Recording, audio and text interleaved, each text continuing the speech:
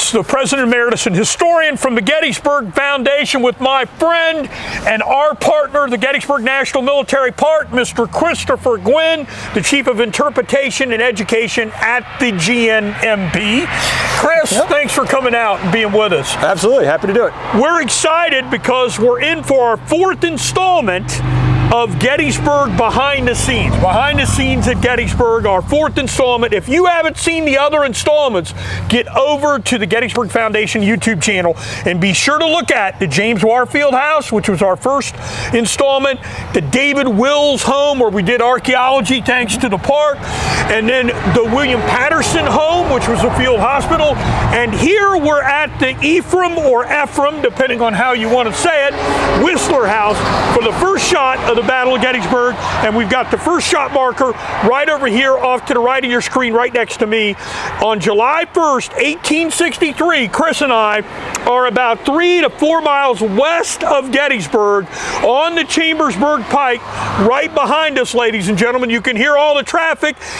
We don't have as much traffic as we had in the Civil War, but almost as much, Chris, on this road. Different kind of traffic. That's here. And we're at the advanced position of the 8th Illinois Cavalry Regiment for the morning of July 1st. This monument, 1886, put up when Sergeant Schaefer, here at his outpost, when the Lieutenant Marcellus Jones of the 8th Illinois Cavalry came up, borrowed Sergeant Schaefer's carbine, put it on a fence rail, and fired right down this road as the Confederates are marching on from Marsh Creek, from where Marsh Creek is. So, Chris, we're going to leave this because we got a lot of traffic here, and let's head on inside the house. Let's do it. First of all, tell us as we walk, when did the park acquire this, or what's the little history about this area? Yeah. So, as you mentioned, during the American Civil War, this is owned by the Wisler family. Over the subsequent century and a half, like most of the properties in the battlefield, goes through a lot of different owners. Mm-hmm. And every owner, like you and your home probably, you make additions, you make modifications, right. You change it to reflect your style and the time in which you live. And so by the time that the park acquires this, which is about 2002, it looked very, very different from what we see today. It had an addition, didn't it? Like on the back. I mean, this thing had a huge, we'll show some images of that. Yeah. And we also want to tell everybody, be sure to visit the park's website. Absolutely. We'll give that, and you can get the photos of the rehabilitation. Yeah. So the rehabilitation of this building over a course of a number of years took all of those modern additions, stripped them away, revealing the house that the Wisler family would have known and would have recognized. When the Park Service acquires these buildings, one of our jobs is obviously to take care of them and to make sure that they last for subsequent generations. And since the early 2000s, what we've really been trying to do is what we call rehabilitate the battlefield. So make it look more like it did in 1863. So if you're a visitor and you come here, you get a sense of the different farmsteads and structures that would have influenced the battle. And so I think this is a great example of the work that the National Park Service and our Structures Preservation Branch have done to rehabilitate an overlooked but a really important part of the Gettysburg story. It's what we have here today, the Wisler House. I think, and I was telling the film crew, my recollection of this is this was about a 4-acre plot of land. But when I was a younger kid, come out here, you couldn't visit this place safely. You couldn't come here. No, you get killed. If you get out here where this monument is, folks, and you fell in the road, you're a hood ornament. Yeah. And I've said it a couple times. Very dangerous, and it really wasn't a place where you could come visit because, like you said, the home was in private property. Now the marker, Park Service had purview over the marker, but you still couldn't park anywhere. Couldn't park here. There's no parking lot. There wasn't anything. So part of the rehabilitation of the Wisler home, not only to return it back to the way it was in 1863, but to make it safe for people to come out here. Yeah, absolutely. And come out here and visit it. So I am super, super excited because in all my years here, and I've been around, folks, I've never been inside this house. And so this is going to be my first time inside it. And Chris, we can't thank the park and our partners enough for allowing us to get inside and take a look. We're going to bring the film crew and we're going to bring you inside here. Absolutely. So, the only thing I'd say is just remember that it's usually not open to the public. This is something we're doing special for the Gettysburg Foundation and your viewers at home.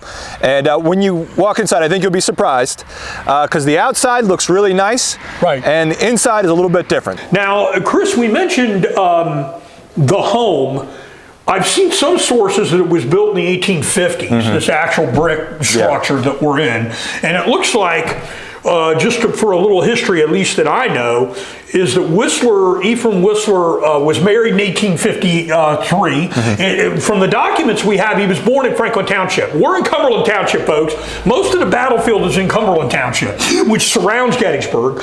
And Franklin Township is the township west of us as you come in on US Route 30. So it looks like Wisler was born in Franklin Township.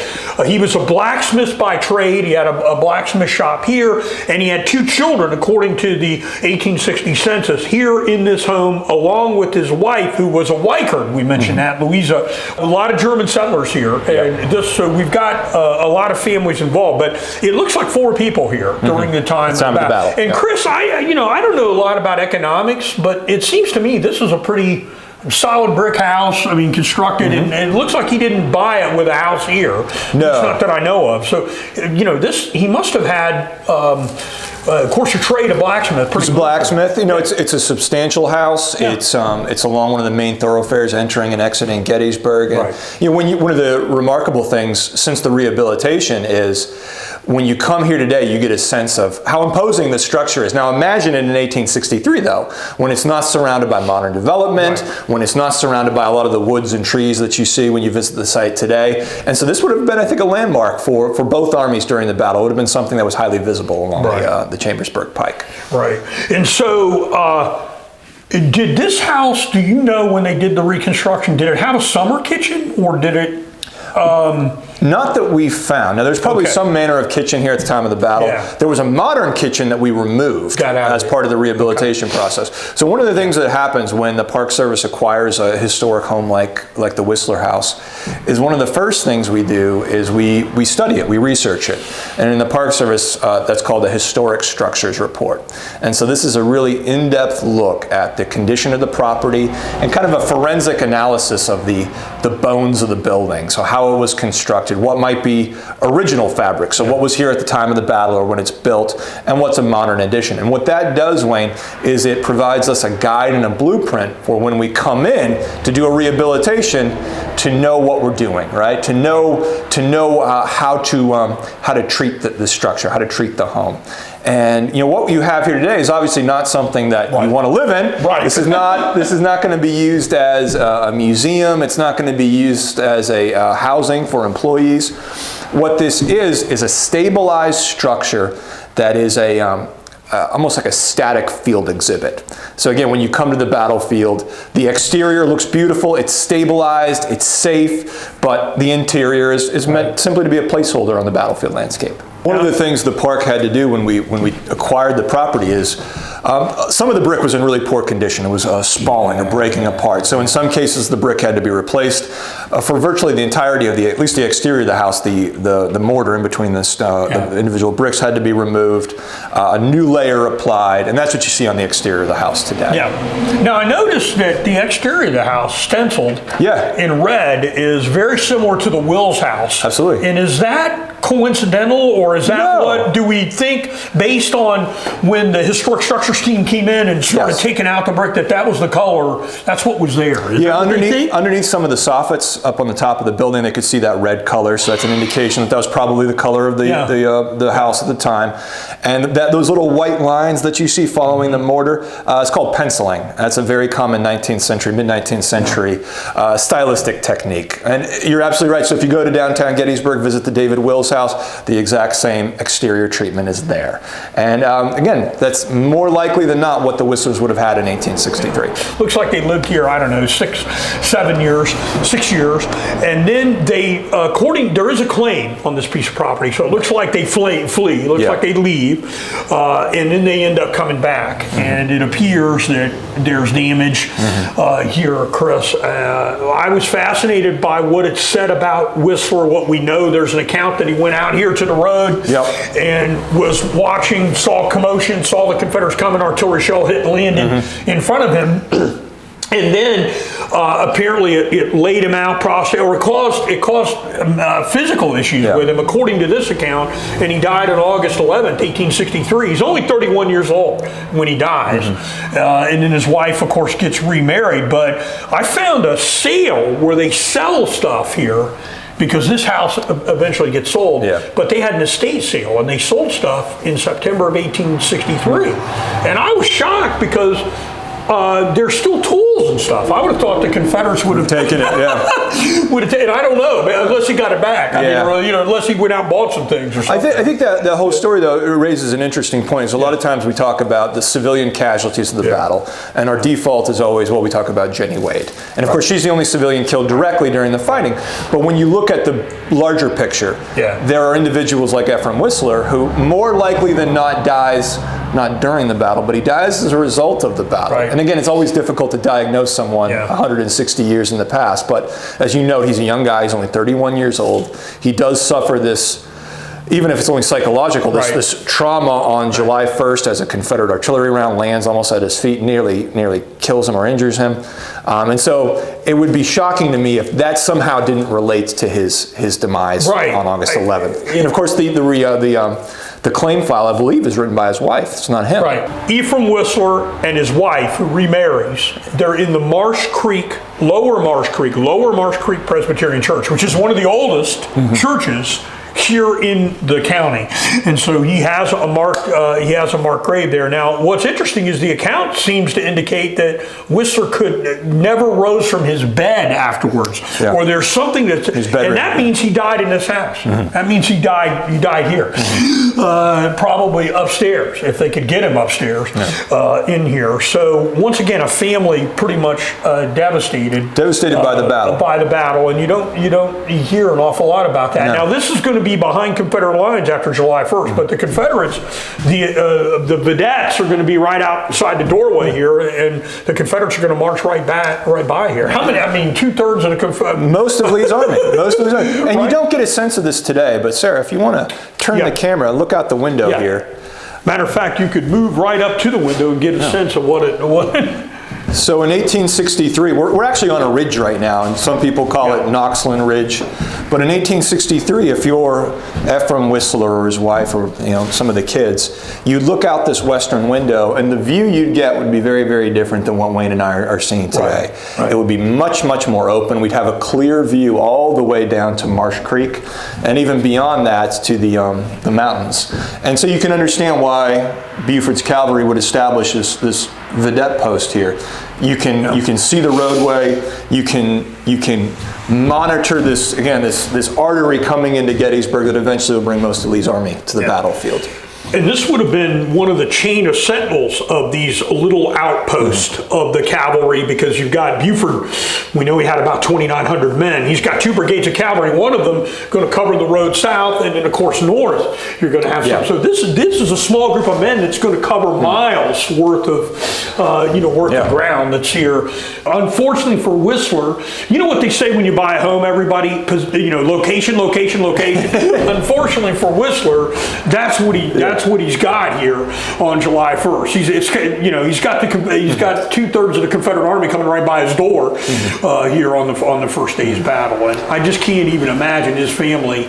And it looks like they left on the 1st. That seems to be what's indicated here. So these guys spend the night here on 30 June. They're around this house on 30 June. So where do they come in here? Mrs. Whistler feeds them or gives them things. I'm not sure. You have to imagine the trepidation of the family when they would look out this window. You could probably see the camps of the Army of Northern Virginia, or at least maybe campfire smoke rising above the tree line. And today this is also known as the First Shot House, because of its association with Lieutenant Marcellus Jones in firing the first shot of the battle on the morning of July 1st. It's not the only claim to have fired the first shot. There are others, but I think this is probably, maybe Wayne, you can chime in, the most likely that it is Jones. Yeah, the New Yorkers claim it, of course. The folks here from Illinois aren't going to let the New Yorkers have claims that they're the guys fired the first shots of the battle, but that's what you got.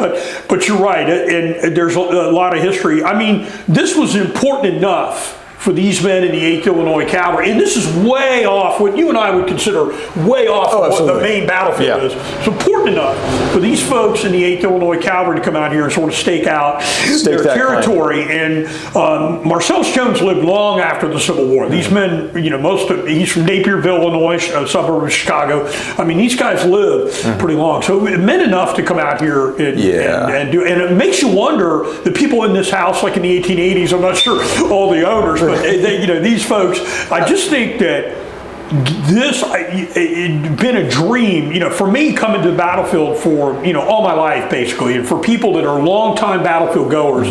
We can't thank the park enough for what they did, Chris, and put this back into what it looked like. Get a safe place where you can come out here. And, you know, we live in Gettysburg, so we're going to say it's the greatest battle in the Civil War. The folks down in Vicksburg probably aren't going to do that. But the start of the greatest battle in the Civil War, right here in the yard of Ephraim Wisler. And thanks to the park, the house rehabilitated all the long work done in it, and to make it safe to get people out here. So once again, it's not open to the public. We're grateful for our park partners to allow us to come out here and do this filming here today. We appreciate Chris, and I want to thank our crew for helping us. I also want to say thanks to once again to Chris.